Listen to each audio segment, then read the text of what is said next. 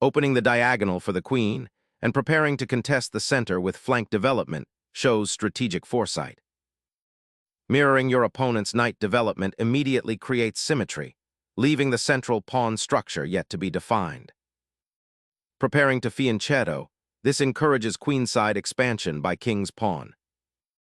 Pawn structures begin to crystallize. The fianchetto prepares a kingside blockade. Developing the bishop to this fianchettoed square grants long-range diagonal influence and readies the king for castling, a harmonious piece setup. Solidifying control of the long diagonal, this bishop perfectly mirrors white's development and prepares castling. Prioritizing king safety, white tucks away their monarch, preparing for a central struggle with confidence. Solidifying the kingside with castling mirrors the opponent's approach, creating a balanced pawn structure and setting the stage for future central pawn breaks. Asserting central influence, this pawn thrust aims to restrict black's piece mobility and prepare for pawn breaks in the queenside expansion. Boldly challenging the center creates immediate pawn tension, potentially opening lines for aggressive piece play. Opening the d-file immediately creates dynamic possibilities, forcing black to decide on central pawn structure. Reclaiming the central pawn with the knight immediately challenges white's space advantage and opens lines for active piece play. Doubling pawns clarifies the center's structure, granting white central control. Unleashing a pawn thrust, black immediately challenges white's central control, aiming to disrupt white's developing harmony and potentially open lines. Stripping the central pawn provides immediate open lines, a strategic gamble for white. Unleashing the knight to contest the central pawn structure creates immediate dynamism. Sacrificing a pawn now opens a central highway for white's pieces, creating immediate pressure on black's underdeveloped queenside. Reclaiming a pawn here simplifies the position, but surrenders crucial central control and opens lines that will soon be under pressure. Developing the knight to d2 supports the pawn's advance and prepares for an eventual central pawn push or knight maneuver towards the queenside. The queen gracefully sidesteps the pawn's advance, eyeing central squares and preparing for potential queenside activity. Securing the queenside pawn structure prevents any immediate knight infiltration, a prudent defensive maneuver.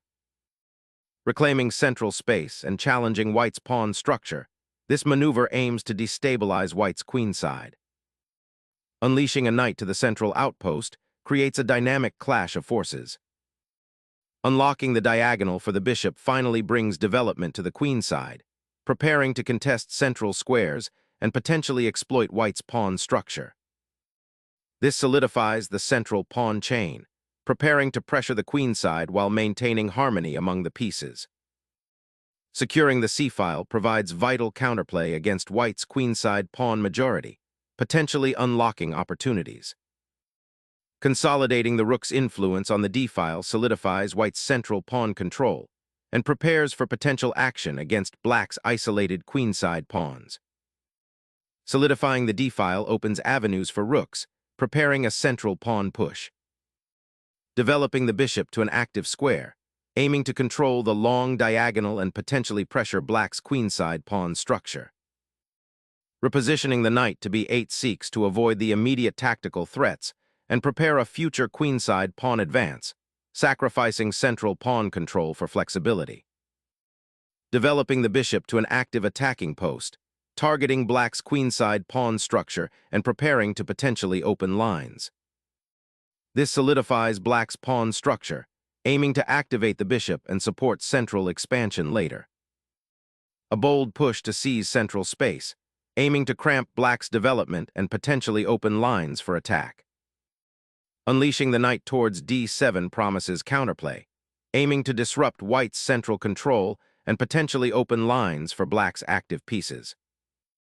Shifting the bishop aggressively opens up lines for attack and immediately contests control of the central diagonal.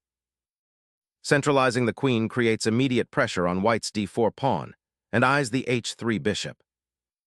Crushing black's queenside pawn structure opens up avenues for relentless pressure. Sacrificing the exchange this way opens the c-file, and immediately creates dynamic imbalances for future action. Opening the d-file with the rook sacrifice immediately pressures black's cramped position and threatens to expose their king. Sacrificing the queen here opens up a potentially messy central position, but grants crucial development and active piece play. Recapturing the queen solidifies white's central presence and initiates a tactical exchange, simplifying the position favorably by opening lines.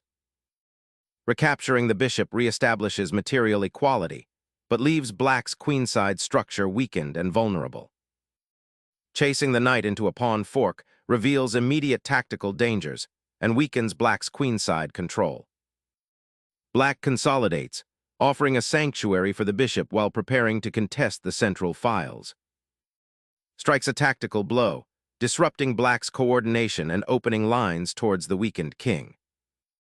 Black surrenders the bishop pair, a significant positional concession, opening lines for white's attack. Striking the knight offers material and opens the d-file for rapid central infiltration.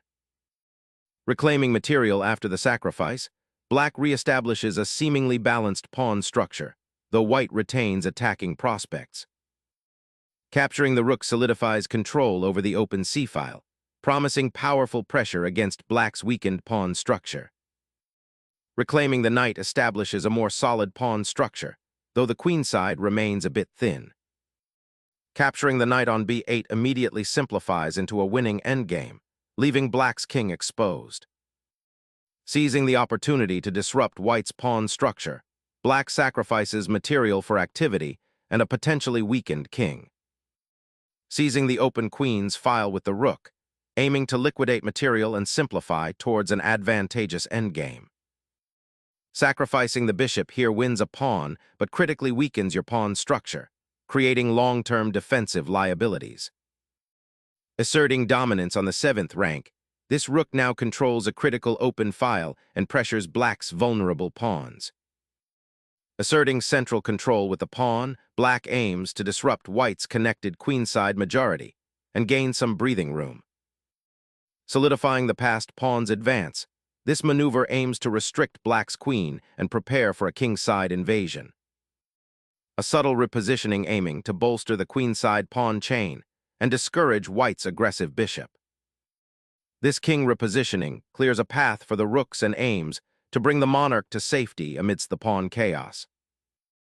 Steering the knight to the outpost on e7 aims to solidify the central pawn structure and potentially prepare for future kingside advances. Consolidating pieces on the d-file creates immense pressure and threatens a swift material advantage. Shifting the king towards the center prepares it for potential pawn breakthroughs and defensive duties in the unfolding endgame. Capturing that pawn opens a decisive path for the rook, promising further incursions into black's weakened territory. Consolidating the monarch toward the center now aims to activate the king for defensive support and potential future pawn breakthroughs. Securing the 7th rank is crucial for eventual queen infiltration and potential breakthroughs.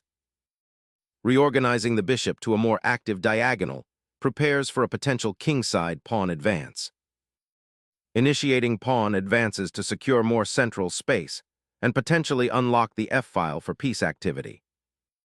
Seeking shelter from the advancing pawns, the king finds a slightly more secure position, but the queenside remains exposed.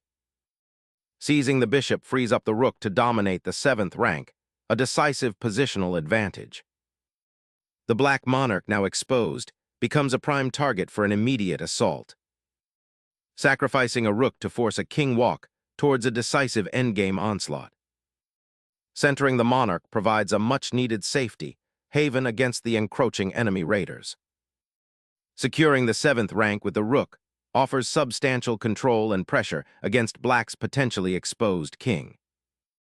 Securing the passed pawn with this advance initiates a critical race against white's rook.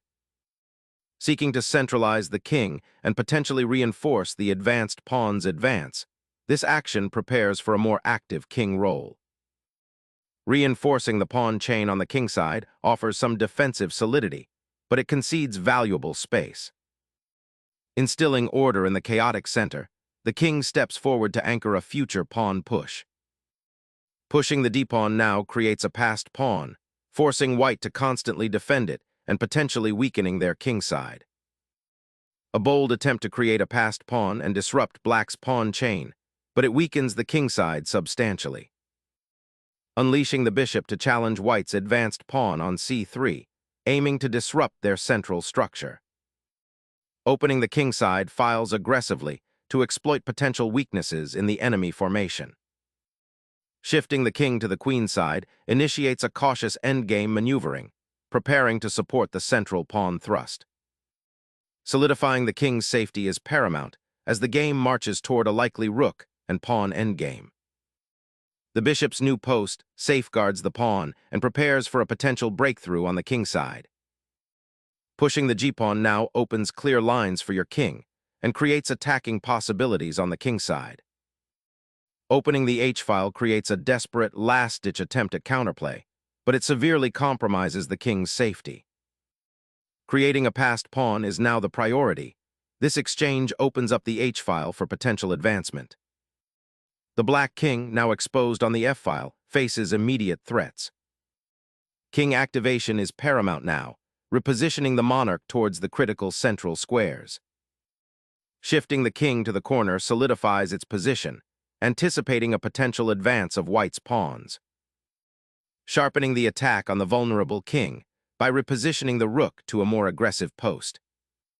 Shifting the king to safety on the kingside offers better protection from the encroaching rook. King's journey towards stability, consolidating its position before a potential pawn push to gain ground. Shielding the king from the advancing pawn chain, this bishop reasserts its defensive role. Sacrificing tempo to force the king into a more exposed position on the open file. Relinquishing the central pawn push allows white's rook to dominate the 7th rank, a significant positional concession. Unleashing a decisive discovered attack, the rook now exploits the unprotected king, forcing a favorable endgame transition. Pursuing the fleeing king, this move attempts to corner the monarch in open space. Pushing the pawn forward aggressively opens up avenues for a mating attack on the exposed black king. Sacrificing the pawn to disrupt white's aggressive pawn chain is a bold, double-edged decision, aiming to awaken a dormant queenside counterplay. Unleashing the king into the center solidifies the passed pawn's advance and creates a dangerous dual threat against black's exposed pieces. Rallying the bishop to a more active diagonal, anticipating future pawn advances. Exploiting the exposed king, white aims to liquidate material and advance the passed pawn. Pawns advance aggressively to support the isolated king, aiming to create a decisive passed threat.